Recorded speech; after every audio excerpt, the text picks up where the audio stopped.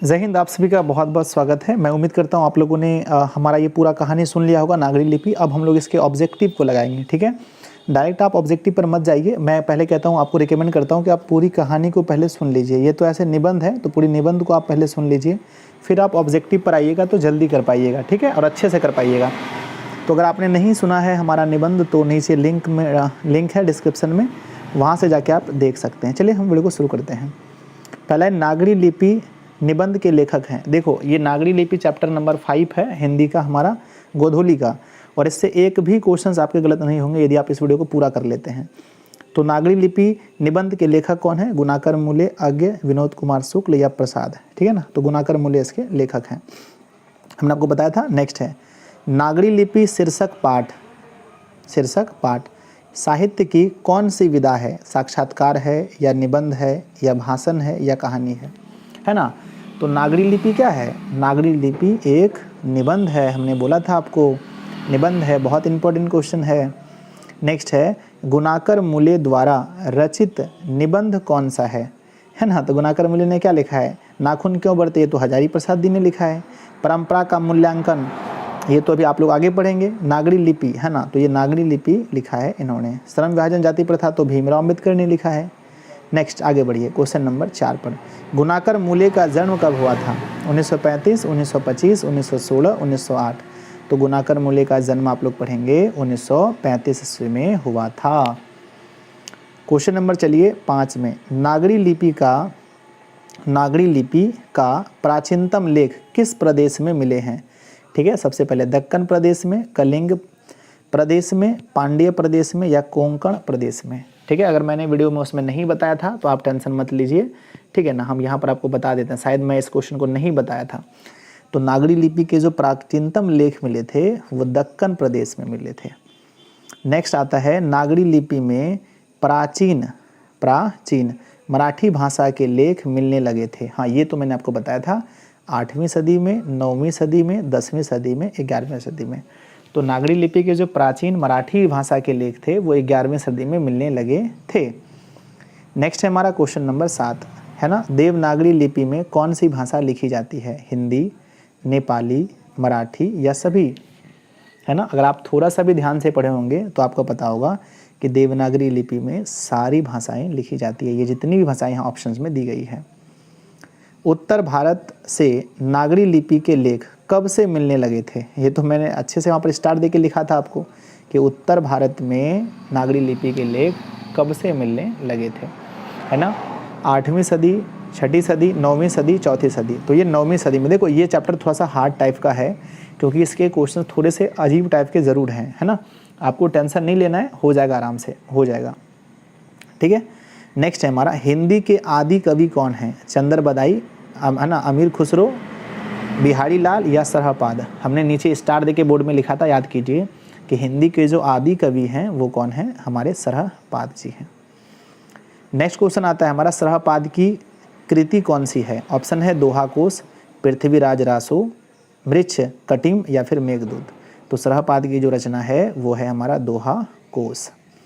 Next question आता है नागरी लिपि के लेखक कौन है? ये तो बच्चा वाला क्वेश्चन हो गया, ठीक है। गांधी जी, विनोद कुमार शुक्ल, गुणाकर मूले या यतीन्द्र मिश्र, है ना।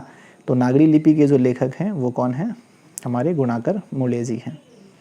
नेक्स्ट है हमारा 12वीं सदी के केरल के शासकों के सिक्के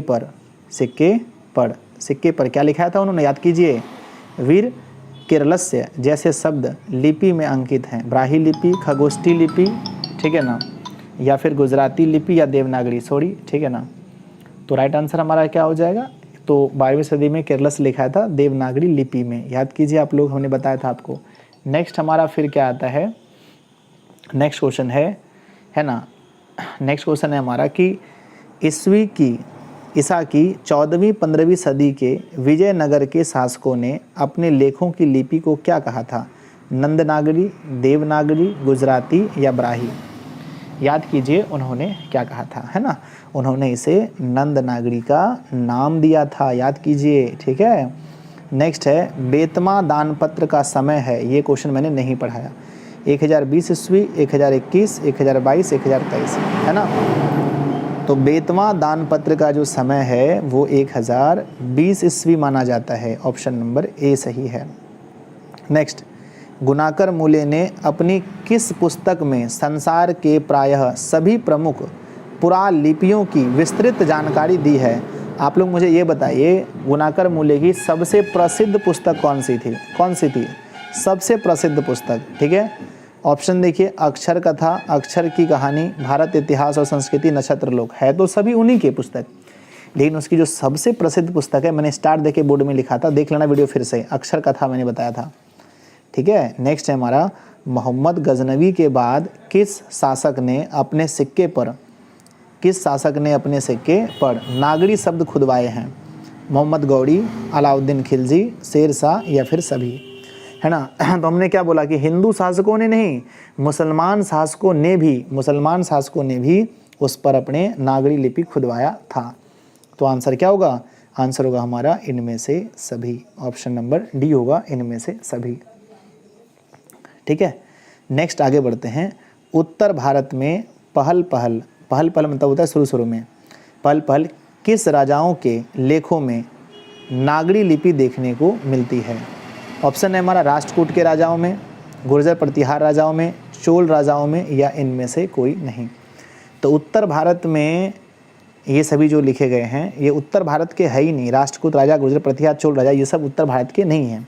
तो आंसर क्या होगा? इनमें से कोई नहीं। ये भी क्वेश्चंस मैंने आप लोगों को नहीं बताया था, थोड़ा सा इस चैप्टर में आपको थोड़ा सा कॉम्प्रोमाइज़ करना पड़ेगा। नेक्स्ट है, नागरी लिपि के आरंभिक लेख हमें कहाँ मिले थे? मैंने स्टार देकर के लिखा था, याद कीजिए। स्टार देकर के मैंने बोर्ड में दूसरा ऑब्जेक्टिव यही बताया था कि नागरी लिपि के आरंभिक लेख हमें कहाँ मिले हैं? पूर्वी भारत में, पश्चिमी भारत में, दक्षिणी भारत में, उत्तरी भारत में, है ना। तो हमने बताया ये हमारा भारत है जी, ठीक है, ये हमारा भारत है। रुक जाओ एक सेकेंड, ये हमारा क्या है? मान के चलो जी भारत है। तो ये वाला ऊपर वाला भाग कहलाता है उत्तर और नीचे वाला दक्षिण। तो दक्षिणी भारत में मिले थे, ठीक है। नेक्स्ट है हमारा, नक्षत्रलोक किस लेखक की कृति है? ऑप्शन है विनोद कुमार शुक्ल, गुणाकर मूले, हजारी प्रसाद द्विवेदी, मैक्स मुलर। तो नक्षत्रलोक जो है वो गुणाकर मूले की रचना है। नेक्स्ट है हमारा, मराठी भाषा की लिपि क्या है? बच्चा वाला क्वेश्चन है ना। खगोष्ठी है, प्राकृत है, नागरी लिपि है, देवनागरी है, ठीक है ना। तो मराठी भाषा की जो लिपि है वो हमारी देवनागरी है। देखो नागरी लिपि नहीं होना चाहिए, ऑप्शन में मत देना चाहिए, क्योंकि दोनों सेम टू सेम है ना, सेम ही है। तो आंसर होगा हमारा देवनागरी। चलो नेक्स्ट हम बढ़ते हैं नेक्स्ट क्वेश्चन की ओर, है ना। ऑप्शन नेक्स्ट है हमारा, घारा नागरी के कौन परंपार शासक विद्यानुरागी थे? ये क्वेश्चंस नहीं पढ़ा लेकिन बहुत इंपॉर्टेंट है, ये एग्जाम में आता है कि कौन से शासक को विद्यानुरागी के नाम से भी जानते हैं, या फिर विद्यानुरागी कौन थे, है ना। महेंद्रपाल, भोज, मिहिर भोज, या फिर है ना अमोह वर्ष। यहाँ ये गलत लिख दिया शायद टाइपिंग में, ठीक है। तो धारा नागरी के परंपार शासक विद्यानुरागी कौन थे? तो भोज याद रखिए, राजा भोज, ठीक है। अगला हमारा, चंद्रगुप्त का व्यक्तित्व नाम क्या था? ये आप लोग बुक पढ़ेंगे तब पता चलेगा। देव है, महादेव है, सेल है, रामदेव है। जो चीज़ें मैंने वीडियो में कमी की थी मैंने उसे सही कर लिया, ठीक है। तो देखो चंद्रगुप्त मौर्य का जो व्यक्तिगत नाम था वो देव था।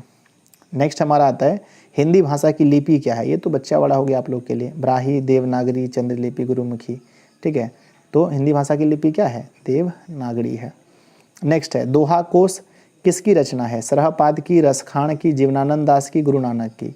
तो दोहा कोश किसकी रचना है? सरहपाद की रचना है। नेक्स्ट है हमारा, रामायण की रचना किस भाषा में होगी? संस्कृत, हिंदी, उर्दू और अंग्रेजी। तो आप लोग बिल्कुल नॉर्मल बता सकते हैं कि, है ना, नॉर्मल बता सकते हैं कि इसकी रचना किस भाषा में हुई है ना। तो रामायण की रचना संस्कृत, हिंदी, उर्दू, अंग्रेजी। तो संस्कृत भाषा में हुई है। नेक्स्ट है हमारा, तमिल, मलयालम, तेलुगु, कन्नड़ भाषाएं उत्तर भारत की है, पश्चिम भारत की, पूर्वी या दक्षिण है, ठीक है। आप लोग बता सकते हैं, मैंने स्टार देकर के उसमें लिखा भी था और आपको बताया भी था कि ऊपर होता है हमारा उत्तर, नीचे होता है दक्षिण। दक्षिण में ये सभी भाषाएं होती है, तमिल, ये सब केरला सब में बोले जाते हैं, केरल सब में, ठीक है ना। यानी अगर मैं ये कहूँ ये हमारा भारत है तो निचला वाला हिस्सा जो है, नीचे वाले हिस्से में तो ऊपर होता है उत्तर, नीचे दक्षिण। हम लोग किस भारत में आते हैं, उत्तर या दक्षिण? कमेंट कर दीजिएगा, है ना। पहली बार देवनागरी के टाइप कब बने? करीब 200 सदी पहले, करीब 300 सदी, करीब 500 या 400, है ना। तो आप लोग को मैंने पहले तो ये बताया था कि 200 सदी पहले बने थे। नेक्स्ट है हमारा अक्षरों की कहानी किसकी रचना है? मैक्स मुलर का, गुनाकर मूले, बिरजू महाराज या रामविलास शर्मा, है ना। तो अक्षरों की कहानी किसकी रचना है? तो अक्षरों की कहानी रचना किसकी है? आपको पता है ना, गुनाकर मूले की है। नेक्स्ट है हमारा नागरी लिपि निबंध गुनाकर मूले की किस पुस्तक से लिया गया है? अक्षरों की कहानी, नक्षत्र लोक, भारतीय लिपियों की कहानी या अंतरिक्ष यात्रा, किससे लिया गया है? 29 नंबर क्वेश्चन, है ना। तो नागरी लिपि लिया गया है भारतीय लिपियों की कहानी से। याद कीजिए, याद आ रहा है कुछ? हाँ सर याद आ रहा है। जो लोग कहानी पढ़े हैं उसको याद आया होगा। जो नहीं सुने कहानी, जाके लिंक डिस्क्रिप्शन में जाके सुन लीजिए। 20 मिनट 15 मिनट का पूरा वीडियो है, अच्छे से कर लीजिए। चलो नेक्स्ट है 9वीं सदी में, क्या बोला हमने? 9वीं सदी में सुदूर दक्षिण से प्राप्त वरगुण का पलियम ताम्रपत्र किस लिपि में है? ताम्रपत्र, है ना, किस लिपि में है? ठीक है, ऑप्शन है हमारा नागरी लिपि, रोमन, ब्राही, खगोष्ठी। तो 9वीं सदी में तो आ गया था नागरी लिपि, तो ऑप्शन होगा आपका नागरी। नेक्स्ट हमारा सूर्य नामक पुस्तक किसकी रचना है? तो गुनाकर मूल्य, छोड़ो इसको, क्या देखना है। नेक्स्ट देवनागरी भाषा किस, ना सॉरी नेवाड़ी भाषा, अरे नेवाड़ी होगा या फिर मेवाड़ी होगा, रुक जाओ एक सेकंड बच्चों, क्वेश्चन मिलाने दीजिए। 32 नंबर नेवाड़ी, ठीक है। नेवाड़ी भाषा किस लिपि में लिखी जाती है? तो देवनागरी, खगोष्ठी, सोरसेनी, ब्राही। तो हम लोग पढ़ रहे हैं चैप्टर जो, तो वही होगा ना, देवनागरी होगा। नेक्स्ट है भारतीय लिपियों की कहानी पुस्तक के रचयिता कौन है? भीमराव अंबेडकर, मैक्स मुलर, यतीन्द्र मिश्र या गुनाकर मूले। तो भारतीय लिपियों की कहानी गुनाकर मूले की रचना है। नेक्स्ट है हमारा हिंदी तथा इसकी विविध भाषाएं किस लिपि में लिखी जाती है? देवनागरी, खगोष्ठी, तेलुगु, ब्राही। तो हिंदी भाषाएं किस लिपि में, किसी से छुपी है क्या? किसी छुपी है, देवनागरी होगा। नेक्स्ट खत्म हो गया जी, यही था हमारा टोटल 34 क्वेश्चंस। इस चैप्टर के कंप्लीट क्वेश्चंस हो गए अगर आपने इस चैप्टर को पूरा किया। तो आप लोग मुझे कमेंट करके बताइएगा कि आप लोगों ने 34 में से कितने क्वेश्चन को सही किया। चैप्टर नंबर 5 कंप्लीट हो गया, ठीक है ना। लेकिन एक चीज़ देखिए, मैं इसका सब्जेक्टिव क्वेश्चन मैं फिर आपको अगली वीडियोज़ में करा दूंगा, इसके सब्जेक्टिव क्वेश्चन। तो हमारी 3 वीडियो आई, पहला आई जिसमें मैंने फुल स्टोरी आपको सुनाया, दूसरी वीडियो जिसमें मैंने ऑब्जेक्टिव बताया, तीसरी वीडियो जिसमें मैं आपको सब्जेक्टिव बताऊंगा, ठीक है ना। लिंक इसका डिस्क्रिप्शन में, स्टोरी का आप लोग सुन लीजिए जा करके। और हमने पूरा वर्णिका पढ़ा रखा है, आप जाके पूरा वर्णिका पढ़ सकते हैं। और अभी हमारा गोधोली चल रहा है, तो गोधोली भी समझिए कि अगर आप कुछ दिन बाद देख रहे हैं मेरी वीडियो को, तो गोधोली भी समझिए पूरा मिल जाएगा। लिंक डिस्क्रिप्शन है या फिर प्लेलिस्ट में जाकर देख लीजिए। यानी हिंदी का पूरा खात्मा हम कर रहे हैं, ठीक है ना। 100 में 100 मार्क्स लाने के लिए हिंदी के लिए हम तैयार भी हो रहे हैं, ठीक है ना। और उसके बाद संस्कृत, हिंदी संस्कृत 2 को हम ज़्यादा टारगेट कर रहे हैं, बाकी सब्जेक्ट तो हम पढ़ाते ही हैं। धन्यवाद, मिलते हैं अगली वीडियोज़ में। जय हिंद। आप लोग वीडियोज़ को लाइक कर दीजिएगा, और हमारा लक्ष्य है 100 के बहुत जल्दी पुराना। तो आप लोग चैनल पर पहली बार हैं तो सब्सक्राइब ज़रूर कीजिएगा। धन्यवाद।